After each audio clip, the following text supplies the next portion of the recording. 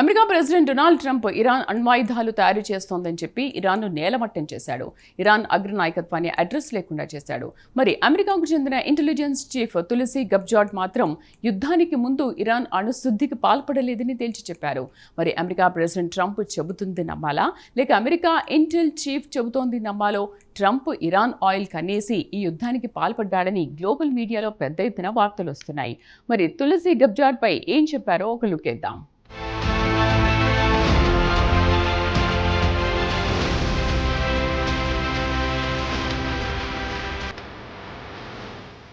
అగ్రరాజ్యం అమెరికా పోకడలు అత్యంత ప్రమాదకరంగా ఉంటాయని చెప్పడానికి తాజా ఉదాహరణ ఇరాన్. ఇక ఇరాన్ అణ్వాయుధాలు తయారు చేస్తుందని ముద్రవేసి ఇరాన్ అగ్రనాయకత్వాన్ని లేపేసింది. అణ్వాయుధాలు తయారు చేసే ఇరాన్ని భస్మం చేస్తుందని చెప్పి ఇరాన్పై యుద్ధానికి దిగి ఇరాన్ను పూర్తిగా నేలమట్టం చేశారు. ఒక్కసారి చరిత్రలోకి వెళితే ఇరాక్లో ఇదే పరిస్థితి తలెత్తింది. అక్కడ సద్దాం హుసేన్ రసాయనిక ఆయుధాలు తయారు చేశాడని చెప్పి ఆయన్ను ఊరితీసే వరకు నిద్రపోలేదు. ప్రస్తుతం ఇరాక్ పరిస్థితి ఎలా ఉందో చెప్పాల్సిన పనిలేదు. కుక్కలు చించిన విస్తరిలా తయారైంది. ఆర్థికంగా దివాలా తీసింది. లిబియా చీఫ్ ముఅమ్మర్ గడాఫీని అధ్యక్ష పీఠం నుంచి దించింది. ప్రజల చేతిలో ప్రాణాలు కోల్పోయాడు. ఇప్పుడు లిబియాలో అంతర్యుద్ధం కొనసాగుతోంది. పైన చెప్పిన దేశాలన్నీ ఆయిల్ రిచ్ దేశాలు, ఆర్థికంగా బలంగా ఉన్న దేశాలు. కేవలం అమెరికాను ఎదిరించిన పాపానికి వారు అడ్రస్ లేకుండా పోయారు. అమెరికాతో పెట్టుకుంటే ఆ దేశంపై ఆంక్షలు విధించి నానా ఇబ్బందులు పెడుతోంది. ఉదాహరణకు రష్యాను తీసుకున్నా, ఇరాన్ని తీసుకున్నా ఆ దేశాలపై అమెరికా ఆంక్షలు విధించింది. ఇక ఇరాన్ ఆయిల్ని ప్రపంచంలోనే ఏ దేశం కొనరాదని అమెరికా హుకుం జారీ చేసింది. దీంతో ఏ దేశం కూడా ఇరాన్ ఆయిల్ కొనుగోలు చేయడానికి ముందుకు రాలేదు. దీంతో కేవలం చైనా తప్పించి ఏ దేశం పెద్దగా కొనుగోలు చేయలేదు. ఇరాన్తో ఏ దేశం కూడా ఆర్థికపరమైన లావాదేవీలు నిర్వహించకపోవడంతో పూర్తిగా దివాలా తీసింది.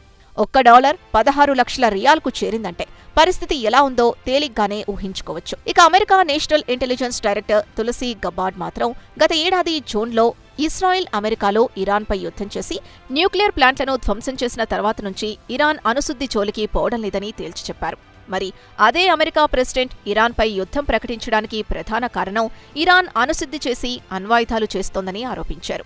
ఇరాన్ అణుశుద్ధి చేస్తోందని, కేవలం 10 రోజుల్లో అణుబాంబులు తయారు చేసే స్థాయికి చేరుతుందని, అందుకే ఆఘ మేఘాల మీద ఖమేనీని లేపేయాల్సొచ్చిందని ట్రంప్ తన చర్యను సమర్థించుకున్నారు. తీరా చూస్తే ఆయన ఇంటెల్ డైరెక్టర్ మాత్రం ఇరాన్ వద్ద అణ్వాయుధాలు తయారు చేసే సత్తా లేదని తేల్చి చెబుతున్నారు. మరి దీనికి ట్రంప్ ఏం సమాధానం చెబుతారో తెలియదు. కేవలం ట్రంప్ కాకుండా ఆయన ప్రభుత్వంలో టాప్ ఉన్నతాధికారులు కూడా ఇరాన్ అణ్వాయుధాలు తయారు చేసే సామర్థ్యం కలిగుందని, ఇరాన్తో దౌత్యపరమైన చర్చల్ని పక్కకు పెట్టి మిలిటరీ యాక్షన్కు దిగుదామని ట్రంప్కు సలహా ఇచ్చారు.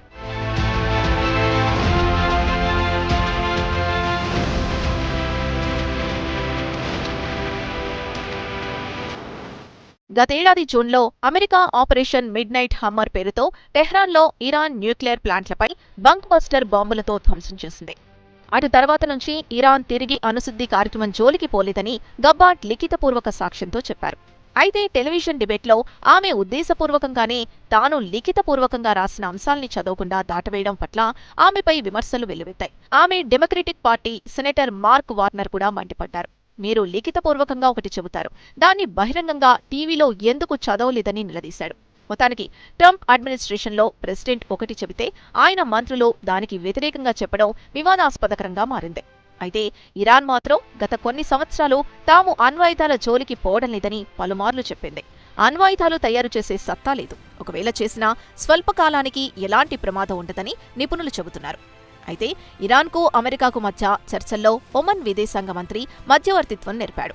ట్రంప్ అధికారులు చెప్పినట్లు ఇరాన్తో జరిగిన పరోక్ష చర్చలు విఫలమయ్యాయని చెబుతుంటే కాదు, చర్చలు దాదాపు ఒక కొలిక్కొచ్చాయని చెప్పారు.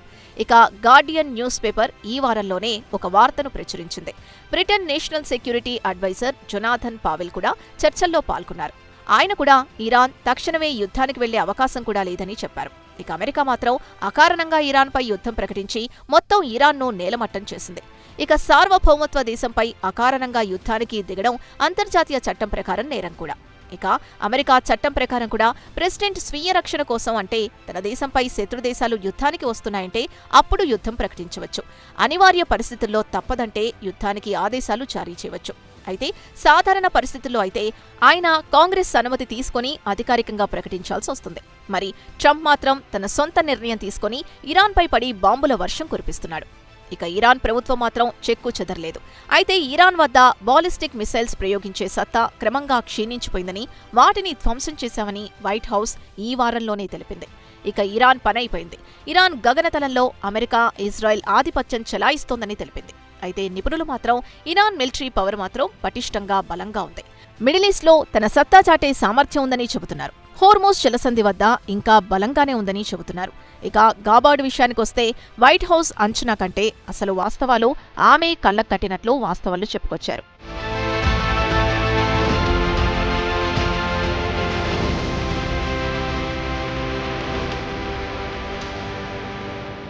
Iran supreme leader Ayatollah Ali ఖమేనీతో పాటు Iran supreme national security council chief Ali Larijani, intelligence minister Ismail కాలిబ్ని ఇజ్రాయెల్ చంపేసిన తర్వాత కూడా ఇరాన్ బలంగానే ఉందని ఆమె చెబుతున్నారు.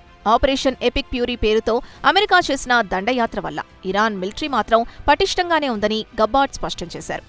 ఇక ఇరాన్, దాని ప్రాక్సీలు అంటే లెబనాన్కు చెందిన హెజ్బొల్లా, యెమెన్కు చెందిన హౌతీలు, ఇరాక్లో ఉన్న షియా కూటమికి చెందిన మిలిటెంట్లు మిడిల్ ఈస్ట్లో అమెరికా సైనికులతో పోరాడే సత్తా కలిగింది. ఒకవేళ ఇరాన్ బతికి బట్టకడితే మాత్రం ఏడాది పొడుగునా మిస్సైల్స్, మానవరహిత డ్రోన్లను తయారు చేసే సత్తా ఇరాన్కుందని గబ్బార్డ్ అభిప్రాయపడుతున్నారు. కేవలం ఇరాన్ కాకుండా రష్యా, చైనా, ఉత్తర కొరియా, పాకిస్తాన్లు కూడా వినూత్నమైన అడ్వాన్స్ ఆయుధాలు, సాంప్రదాయ మిస్సైల్స్ బదులు న్యూక్లియర్ ఆయుధాలు తయారు చేయడానికి ఆసక్తి చూపుతాయని ఆమె అంచనా వేశారు. అయితే అమెరికా గతేడాది ఇరాన్ న్యూక్లియర్ ప్లాంట్లపై బాంబుల వర్షం కురిపించినా తర్వాత ఇరాన్ను మరో 10 సంవత్సరాల పాటు అంటే 2035 వరకు అణ్వాయుధాలు చేయకుండా నిలువరించామని తెలిపింది. అయితే ఇరాన్కు వ్యతిరేకంగా యుద్ధానికి దిగినందుకు నిరసనగా ట్రంప్ అడ్మినిస్ట్రేషన్లో కీలక సభ్యుడైన కెంట్ రాజీనామా చేసిన మరుసటి రోజే ఆమె ఇరాన్ అణుశుద్ధి చేయడం లేదని ప్రకటన ఇచ్చి ట్రంప్ని ఇరుకున పెట్టారు. ఇక గబార్డ్ విషయానికొస్తే ఆమె మిడిల్ ఈస్ట్లో ఇరాన్తో యుద్ధాన్ని తీవ్రంగా వ్యతిరేకించారు. హవాయి నుంచి ఆమె యుఎస్ హౌస్ ఆఫ్ రిప్రజెంటేటివ్ మాజీ సభ్యురాలు. డెమోక్రటిక్ పార్టీని వీడి రిపబ్లిక్ పార్టీలో చేరారు. ట్రంప్ తాను ప్రెసిడెంట్గా బాధ్యతలు స్వీకరించిన తర్వాత యుద్ధాల జోలికి పోనని హామీ ఇవ్వడంతో ఆమె రిపబ్లికన్ పార్టీలో చేరారు. అయితే మంగళవారం నాడు ఆమె ఎక్స్లో ఒక పోస్టు పెడుతూ ఇరాన్పై ట్రంప్ యుద్ధం ప్రకటించడాన్ని ఆమె సమర్థించారు. కమాండర్ ఇన్ చీఫ్గా ఆయన దేశ ప్రయోజనాలు దృష్టిలో ఉంచుకొని సరైన నిర్ణయం తీసుకున్నారని చెప్పారు. ట్రంప్ అడ్మినిస్ట్రేషన్ క్షుణ్ణంగా అధ్యయనం చేసిన తర్వాత ఇస్లామిక్ టెర్రరిస్ట్ దేశంపై యుద్ధానికి దిగిందని ఆమె ట్రంప్ చర్యను సమర్థించారు. చివరకు ఆమె కూడా యూటర్న్ తీసుకోవడం గమనార్హం.